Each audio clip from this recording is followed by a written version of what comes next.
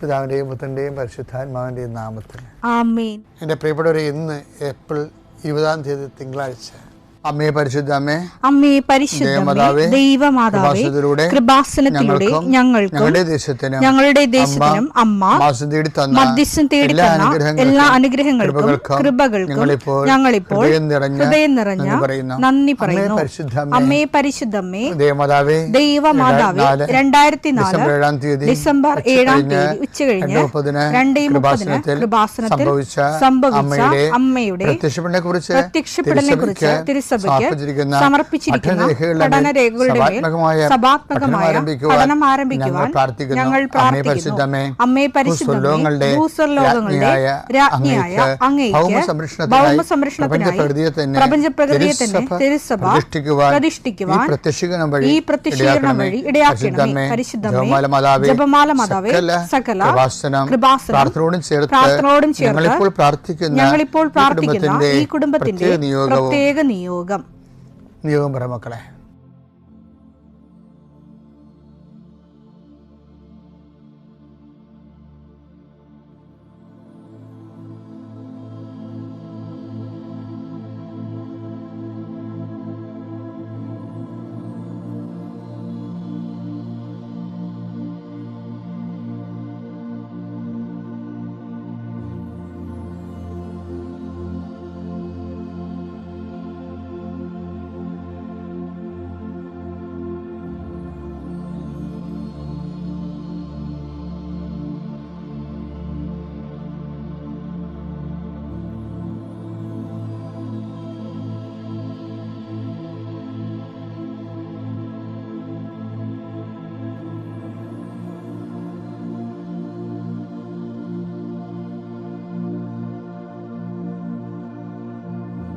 അമ്മയുടെ പ്രത്യക്ഷീകരണത്തിന്റെ ഈ അനുഗ്രഹവേളയിൽ ഞങ്ങൾക്ക് സാധിച്ചു തരുവാൻ കനിയണമേ.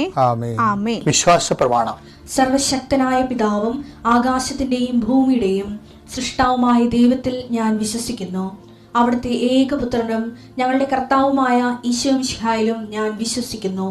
ഈ പുത്രൻ പരിശുദ്ധാത്മാവിനാൽ ഗർഭസ്ഥനായി കന്യകാമറിയത്തിൽ നിന്ന് പിറന്ന് പൊന്തിയോസ് പീലാത്തോസിന്റെ കാലത്ത് പീഡകൾ സഹിച്ച് കുരിശിൽ തറയ്ക്കപ്പെട്ട് മരിച്ച് അടക്കപ്പെട്ട് പാതാളങ്ങളിൽ ഇറങ്ങി മരിച്ചവരുടെ ഇടയിൽ നിന്ന് 3-ാം നാൾ ഉയർത്ത് സ്വർഗത്തിലേക്ക് എഴുന്നള്ളി സർവശക്തിയുള്ള പിതാവായ ദൈവത്തിന്റെ വലതുഭാഗത്തിരിക്കുന്നു. അവിടെ നിന്ന് ജീവിക്കുന്നവരെയും മരിച്ചവരെയും വിധിക്കുവാൻ വരുമെന്നും ഞാൻ വിശ്വസിക്കുന്നു. പരിശുദ്ധാത്മാവിലും ഞാൻ വിശ്വസിക്കുന്നു. വിശുദ്ധ കത്തോലിക്കാ സഭയിലും പുണ്യവാന്മാരുടെ ഐക്യത്തിലും പാപങ്ങളുടെ മോചനത്തിലും ശരീരത്തിന്റെ ഉയർപ്പിലും നിത്യമായ ജീവിതത്തിലും ഞാൻ വിശ്വസിക്കുന്നു. ആമേൻ. സുഖസ്ഥനായ ഞങ്ങളുടെ പിതാവേ, അങ്ങയുടെ നാമം പൂജിതമാകണമേ. അങ്ങയുടെ രാജ്യം വരണമേ. അങ്ങയുടെ തിരുമനസ് സ്വർഗത്തിലെ പോലെ ഭൂമിയിലും ആകണമേ. അന്നു വേണ്ടുന്ന ആഹാരം ഇന്ന് ഞങ്ങൾക്ക് തരണമേ. ഞങ്ങളോട് തെറ്റ് ചെയ്യുന്നവരോട് ഞങ്ങൾ ക്ഷമിക്കുന്നത് പോലെ ഞങ്ങളുടെ തെറ്റുകൾ ഞങ്ങളോടും ക്ഷമിക്കണമേ. ഞങ്ങളെ പ്രലോഭനത്തിൽ ഉൾപ്പെടുത്തരുതേ, തിന്മയിൽ ഞങ്ങൾ രക്ഷിക്കണമേ. ആമേൻ. നന്മ നിറഞ്ഞ മറിയമേ, സ്വസ്തി. കർത്താവ് അങ്ങയുടെ കൂടെ സ്ത്രീകളിൽ അങ്ങ് അനുഗ്രഹിക്കപ്പെട്ടവളാകുന്നു. അങ്ങയുടെ ഉദരത്തിൻ ഫലമായി ഈശോ അനുഗ്രഹിക്കപ്പെട്ടവനാകുന്നു. പരിശുദ്ധ മറിയമേ, തമ്പുരാന്റെ അമ്മേ, പാപികളായ ഞങ്ങൾക്ക് വേണ്ടി ഇപ്പോഴും ഞങ്ങളുടെ മരണസമയത്തും തമ്പുരാനോട് അപേക്ഷിക്കണമേ. ആമേൻ. എൻ്റെ കർത്താവേ, നിന്റെ ഉന്നതമായ നാമത്തിന് സ്തോത്രം ചെയ്യുന്നു. എൻ്റെ കർത്താവേ, നിന്റെ വിശുദ്ധ പൗരോഹിത്യത്തെ മഹത്വപ്പെടുത്തണമേ. എൻ്റെ കർത്താവേ, സഭയിലുള്ള സാന്നിധ്യം പ്രകടമാക്കണമേ. 40 വർഷം ഞാൻ അർപ്പിച്ച കുർബാനയുടെ ഫലമായി കൃപാസനത്താറെ ജീവനോടെ പ്രത്യക്ഷപ്പെട്ട പരിശുദ്ധ അമ്മയുടെ മാധ്യസ്ഥതയിൽ നടന്ന 10,000-കണക്കിന് ഉടമ്പടി ധ്യാനത്തിൻ്റെയും ആരാധനയുടെയും ശക്തിയാൽ ഇപ്പോൾ പ്രാർത്ഥന കൂടുന്ന ഈ വെളുപ്പാങ്കാലത്ത് നിന്ന് പ്രാർത്ഥന കൂടുന്ന, അല്ലെങ്കിൽ എപ്പോഴാണോ സൗകര്യപ്പെടുന്നത്, ചില സമയത്ത് ചിലർക്ക് രോഗികൾ താമസമൊക്കെ പോകും എഴുന്നേക്കാൻ. ഇപ്പോൾ കൂടുന്ന സമയത്ത് കർത്താവിൻ്റെ കൃപ 5:30 കൂടാൻ പറഞ്ഞിരിക്കുന്നത്. എല്ലാവരും തടിയെ ജീവനുള്ളവരെല്ലാം ആ സമയം തന്നെ കീപ്പ് ചെയ്യാൻ നോക്കണം. ഇപ്പം ചിലപ്പോൾ വിമാനത്തിലൊക്കെ ആയിപ്പോവും ആ സമയത്ത്, അല്ലെങ്കിൽ വാഹനത്തിലായിപ്പോവും. അപ്പോൾ ആ ഒരു എക്സെപ്ഷൻ ചിലപ്പോൾ ഉണ്ടാകും. അപ്പോൾ നമുക്ക് പറ്റുന്ന സമയത്താണ് കൂടണത്. അങ്ങനെയുള്ളവർക്ക് മാത്രമേ എക്സെപ്ഷൻ ഉള്ളൂ. കർത്താവെ, ആ സമയത്ത് എപ്പോൾ കൂടിയാലും അങ്ങനെ മക്കളെ നീ ആശീർവദിക്കണം. കർത്താവേ, അങ്ങ് മാത്രമേ ഞങ്ങൾക്ക് ഒരു സന്ധിപ്പുള്ളൂ. നീയാണ് വഴി, നീയാണ് വാതിൽ. നിന്നിലൂടെ അമ്മയുടെ മധ്യസ്ഥത്തിൽ ഞങ്ങളുടെ ജീവിതം ഞങ്ങൾ പൂർണ്ണമായി അടിയറ വെച്ചിരിക്കുകയാണ്. കർത്താവേ, ശാരീരികമായി തളർന്നു കിടക്കുന്നവരുണ്ട്, ശാരീരികമായി രോഗാതുരത പനി പിടിച്ചിരിക്കുന്നവരും, കടലിൽ നിന്ന് പൊങ്ങാൻ പറ്റാത്തവരും, പൊങ്ങിയിട്ട് നീരും വെച്ചിരിക്കുന്നവരൊക്കെ ഉണ്ട്, വേദന ഉള്ളവരുണ്ട്. അവരെല്ലാം ദൈവമേ സ്പർശിക്കണമേ. കർത്താവേ, എവിടെ പോകാനാണെന്നും വിചാരിച്ചുകൊണ്ട് മനസ്സിടിഞ്ഞ് കിടക്കുന്നവരുണ്ട്. അവർ പോകുന്ന കാര്യങ്ങൾ നടക്കത്തില്ലാത്തത് കൊണ്ട് അവർക്ക് മനസ്സിന് പ്രയാസമുണ്ട്. ദൈവമെങ്കിലും ഞാൻ അവരെ നിൻ്റെ നാമത്തെ ആസ്വദിക്കുകയാണ്. അവർ പോകും ദൈവമേ. അവിടെ കൂടെ അമ്മേ, പരിശുദ്ധമ്മേ, അമ്മ പോകണം. സഞ്ചാരി മാതാവേ, അവരുടെ കഴിവ് കൊണ്ടല്ല, അവരെടുത്ത ഉടമ്പടിയുടെയും അവർ ഇത്രയും നാൾ അവർക്ക് വേണ്ടി ഞങ്ങളെ പ്രാർത്ഥിച്ചിരിക്കുന്ന കൃപാസനത്തിൻ്റെ പ്രാർത്ഥനയുടെ അടിസ്ഥാനത്തിലും ആധാരത്തിലും ഓ ദൈവമേ, തന്നെ പറയാൻ കഴിവില്ലാത്തവർ, സഹായിക്കാൻ ആരുമില്ലാത്തവർ, പലതരത്തിലുള്ള ആക്ഷേപങ്ങളിൽ ജീവിക്കുന്നവരവിടെ എല്ലാം കർത്താവേ നീ കൂടെ പോകണമെന്ന് പ്രാർത്ഥിക്കുന്നു. ഈശോയെ, കുഞ്ഞുങ്ങൾ പരീക്ഷ എഴുതിയിട്ടുണ്ട്, മുതിർന്നവർ ഇൻ്റർവ്യൂ ഒക്കെ കഴിഞ്ഞിട്ടുണ്ട്, അവിടെ വലിയ ടെസ്റ്റ് കഴിഞ്ഞിട്ടുണ്ട്, ഓരോരോ തരത്തിലുള്ള പരീക്ഷ, PhD-ക്കാർ, അവിടെ വൈവകൾ, അവിടെ പ്രസൻറ്റേഷൻസ്, അതുപോലെ തന്നെ ഓരോരോ മേഖലകളിൽ പഠിച്ച് പരീക്ഷ എഴുതി കഴിഞ്ഞവർ, റിസൾട്ട് പ്രതീക്ഷിക്കുന്നവർ, കർത്താവേ റിസൾട്ട് കിട്ടിക്കഴിയുമ്പോൾ ഇത്തിരി പഠിച്ചാൽ മതിയായിരുന്നു, ഇത്തിരി കിട്ടിയാലെന്നൊക്കെ ഓർത്ത് നിരാശപ്പെടാതിരിക്കാൻ കർത്താവേ, not by merit but by grace. ദൈവമേ, കുഞ്ഞുങ്ങളുടെ മക്കളുടെ കഴിവിനേക്കാൾ ഉപരി നിൻ്റെ കൃപ കൊണ്ട് അവർക്ക് സമർത്ഥമായ മാർക്ക് കിട്ടി അവർ പിടിച്ചു കയറാനുള്ള കഴിവ് അവർക്ക് നൽകണമെന്ന് പ്രാർത്ഥിക്കുന്നു. കർത്താവേ, ഞാൻ അങ്ങയുടെ നാമത്തിൽ പ്രാർത്ഥിക്കുന്നു. ജോലി സംബന്ധമായ കാര്യങ്ങൾ, വിൽക്കാത്ത തോട്ടങ്ങൾ, വിൽക്കാത്ത പാടങ്ങൾ, വിൽക്കാത്ത സ്ഥലങ്ങൾ വിറ്റുമാറുന്നതിന് വേണ്ടി പ്രാർത്ഥിക്കുന്നു. ഈശോയെ, പലതരത്തിലുള്ള ജീവിത ദുരിതങ്ങൾ, ഓരോരോ ഉദ്യമങ്ങൾ, സംരംഭങ്ങൾക്ക് വേണ്ടി വീട്ടിൽ നിന്ന് ഇറങ്ങിപ്പോകുന്നവർ, കടകമ്പോളം നടത്താൻ പോകുന്നവർ, നഷ്ടപ്പെട്ട ജോലി തിരിച്ചു കിട്ടാൻ വേണ്ടി പ്രാർത്ഥിക്കുന്നവർ, അതുപോലെ തന്നെ വ്യാപാര വ്യവസായങ്ങൾ, പുതുതായിട്ട് സംരംഭം ആരംഭിക്കാൻ പോകുന്നവർ എല്ലാവരെയും ഈശോയുടെ നാമത്തിൽ ആശീർവദിക്കുന്നു. കർത്താവ്, യാത്ര ചെയ്യുന്നവർ, യാത്രയ്ക്ക് ഒരുങ്ങുന്നവർ, യാത്രയ്ക്ക് വേണ്ട രേഖകൾ ക്രമീകരിക്കുന്നവർ എല്ലാവരെയും ഈശോയുടെ നാമത്തിൽ ആശീർവദിക്കുന്നു. എൻ്റെ കർത്താവിൻ്റെ ഉന്നതമായ നാമത്തിൽ ആരെങ്കിലും എൻ്റെ കാര്യം അച്ഛൻ പറഞ്ഞില്ലല്ലോ എന്നോർത്ത് വിഷമിക്കുന്നുണ്ടെങ്കിൽ തീർച്ചയായിട്ടും ദൈവപൈതലെ 7 ദിവസത്തിനുള്ളിൽ നിൻ്റെ വിഷയത്തിന് മേൽ തീരുമാനം ഉണ്ടാകും. എൻ്റെ കർത്താവിൻ്റെ ഉന്നതമായ നാമത്തിൽ, സഭയുടെ അധികാരത്തിൽ, കുരിശിൻ്റെ അടയാളത്തിൽ ദൈവശക്തി എന്ന് അനുഗ്രഹിക്കപ്പെടട്ടെ. പെന്തക്കോസ്ത യാത്രയാണ്. ആത്മീയ താരം നിക്കദേമോസാണ്. നിക്കദേമോസ് കർത്താവിൻ്റെയും ഭർത്താവിനെല്ലാം കേട്ടപ്പോൾ ചോദിച്ചത്, പ്രായമായി എനിക്ക് അമ്മയുടെ ഉദരത്തിൽ പ്രവേശിച്ച് വീണ്ടും ജനിക്കാൻ പറ്റുമോ? യോഹന്നാൻ 3:4. നിക്കദേമോസ് ചോദിച്ചു, പ്രായമായ മനുഷ്യന് ഇതെങ്ങനെ സാധിക്കും?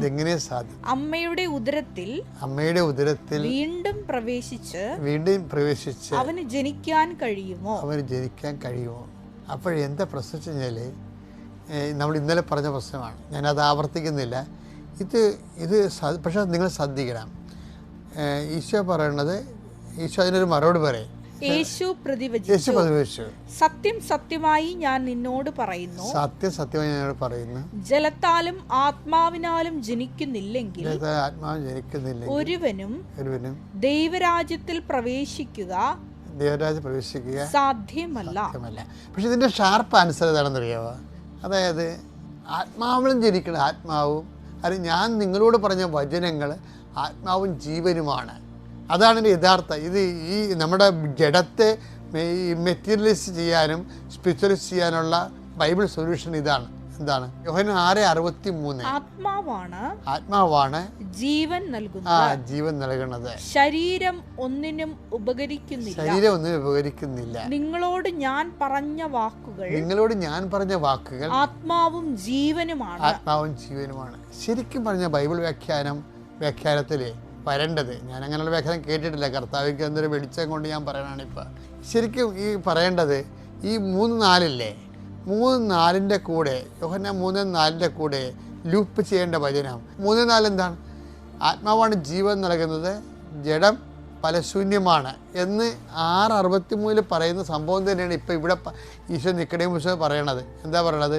യോഹന്നാൻ 3:6 മാംസത്തിൽ നിന്ന് ജനിക്കുന്നത് മാംസത്തിൽ നിന്ന് ജനിക്കുന്നത് മാംസമാണ്, ആത്മാവിൽ നിന്ന് ജനിക്കുന്നത് ആത്മാവാണ്. അപ്പം ഈ തമ്മിൽ ഇൻട്രാക്ഷൻ ഇല്ല. പക്ഷേ ഈ രണ്ട് ഇൻട്രാക്ഷൻ ഉണ്ടാക്കാൻ എന്താ മാർഗം? ഉണ്ടാക്കാനുള്ള മാർഗം എന്ന് പറയുന്നത് ഈ 6:63 ആത്മാവാണ് ജീവൻ നൽകുന്നത്, ശരീരം ഒന്നിനും ജഡം ഒന്നിനും ഉപകരിക്കുന്നില്ല. നിങ്ങളോട് ഞാൻ പറഞ്ഞ വാക്കുകൾ ആത്മാവും ജീവനുമാണ്. അപ്പം അവിടെയാണ് പ്രശ്നം, വാക്കാണ് പ്രശ്നം. ഒരു മെറ്റീരിയൽ ആയിട്ടുള്ള സംഭവത്തെ സ്പിരിച്വലൈസ് ചെയ്യാനുള്ള മാർഗം എന്താ? കർത്താവ് സുവിശേഷത്തിൻ്റെ ഏറ്റവും വലിയ വെളിപാടെന്ന് പറയുന്നത് ഇതിനെ, ഈ മെറ്റീരിയലായിട്ടുള്ള ജഡത്തെ സ്പിരിച്വലൈസ് ചെയ്യാൻ വേണ്ടിയുള്ള ഒരു പ്രോസസ്സ് എന്ന് പറയുന്നത് വചനമാണ്. ഞാൻ നിങ്ങളോട് പറഞ്ഞ വചനങ്ങൾ ആത്മാവും ജീവനുമാണ്. ഒരു വ്യക്തി വചനപ്രകാരം ജീവിക്കുകയാണെങ്കിൽ അയാൾക്ക് വീണ്ടും ജനിക്കാമെന്നാണ് പറഞ്ഞത്. ഒരിപ്പോൾ ഞാൻ പെന്തക്കോസ്തയിലേക്ക് നമ്മൾ പോവുകയല്ലേ, അപ്പോൾ അതിൻ്റെ 3-ാം ദിവസമാണ് ഇന്ന്. ഇപ്പോൾ പെന്തക്കോസ്ത യാത്രയുടെ 3-ാം ദിവസമാണ്. അപ്പം ഇന്നെന്താണ് പറയുന്നത്? ഒരു വ്യക്തി വചനപ്രകാരം ജീവിക്കുകയാണെങ്കിൽ ഈ യോഹന്നാൻ 6:63 അനുസരിച്ചുകൊണ്ട് ഇതിനെ, ഈ മെറ്റീരിയലിനെ സ്പെഷ്യലൈസ് ചെയ്യാൻ പറ്റും.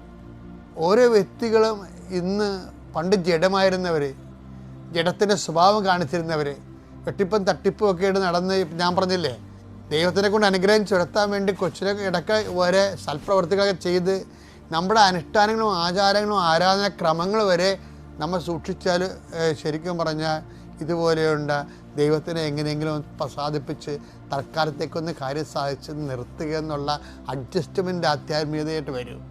അപ്പം അത് അപകടകരമാണ് ശരിക്കും. അതുകൊണ്ട് എപ്പോഴും നമ്മൾ ശ്രദ്ധിക്കേണ്ട ഒരു വിഷയം, ഈ പെന്തക്കോസ്ത യാത്രയിൽ എപ്പോഴും നമ്മൾ ശ്രദ്ധിക്കേണ്ടത് പരമാവധി അധിഷ്ഠമായിട്ട് ജീവിക്കാൻ നോക്കുമ്പോൾ നമ്മൾ അറിയാതെ ആധ്യാത്മികത, ദൈവത്തെ പ്രവർത്തിക്കാൻ പറ്റിയ വ്യക്തികളായിട്ട് മാറും, ആത്മാവിൽ ജനിച്ചവരായിട്ട് തീരും. പ്രാർത്ഥിക. കർത്താവായ ദൈവമേ, യോഹന്നാൻ 6:63 അനുസരിച്ചുകൊണ്ട് വചനപ്രകാരം ജീവിച്ച് ജഡമായ എന്നെ ആത്മാവിന് പ്രവർത്തിക്കാൻ പറ്റുന്ന